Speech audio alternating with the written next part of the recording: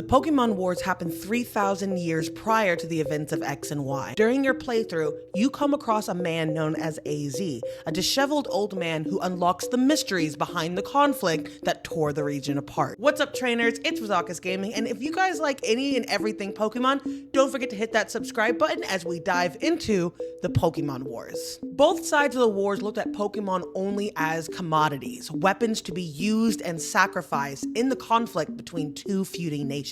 Realizing that these ultimate weapons could turn the tides of war, each side sought to gather as many as possible. The former king of Kalos had a Floette that was given to him by his late mother, and he cared for it deeply. However, it was forcibly taken from him by soldiers of the opposing side and ultimately became another sacrifice in this grueling conflict. Sometime later, the king of Kalos did receive the body of his beloved Floette, and this drove him to create the ultimate device that would bring back the life of his Pokemon. However, the king was unable to look past his ambitions and would turn this life-giving device into one of immense destruction, capable of annihilating both sides of the war. His Floette was brought back to life, but was absolutely disgusted by the fact that the machine used to revive it was essentially powered by the life energy of fallen Pokemon. So, not being able to look at its trainer in the same light as it once had, it left. It is later revealed that AZ was the former king of Kalos. Having kept the key to the weapon all these years, he is first encountered on Route 13 by the player as some old guy mumbling a phrase,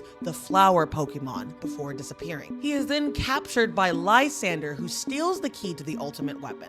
His goal, to wipe out all life on Earth except for Team Flare. Eventually, the player finds AZ in a cell in the lowest regions of Lysander Labs, where we initially learn the history of the Kalos region and the war that brought us to where we are today. After defeating the champion Diantha for the first time, the player is treated to a parade in Lumiose City. AZ, the former king of Kalos, approaches the stage to greet you, where he then proceeds to challenge the player to a battle.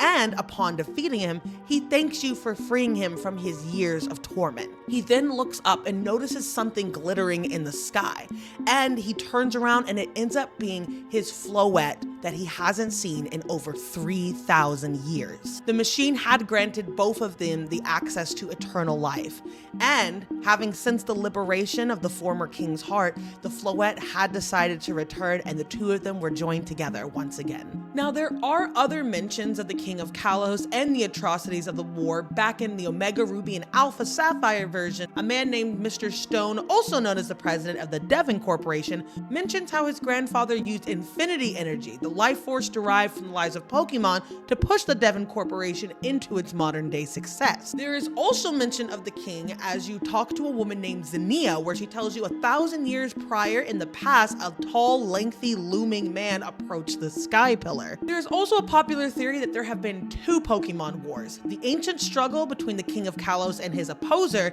and a more modern day conflict. When challenging Lieutenant Surge in Vermilion City, before battling, he will mention that his electric type Pokemon kept him alive in the war, but it's never mentioned or brought up again. There's also a moment to note that in Generation 5, after digging around through Unova's history, we know that there was a great conflict that occurred, which has allowed some people to speculate that it was against the Kanto region. And this is why many people believe that there were actually two great conflicts in Pokemon's history. But that's honestly for another video, and if you guys want me to go into an in-depth dive about the theory behind the Kanto versus Unova war, let me know in the comment section down below. And that was the Pokemon Wars. If there's another point in Pokemon history that we should cover, go ahead and comment down below. And don't forget to hit that subscribe button and like the video if you guys enjoyed anything and everything Pokemon. Also, don't forget to check out the video here where we go over the best starter Pokemon of every single region, and it's getting a little spicy over there in the comment section, so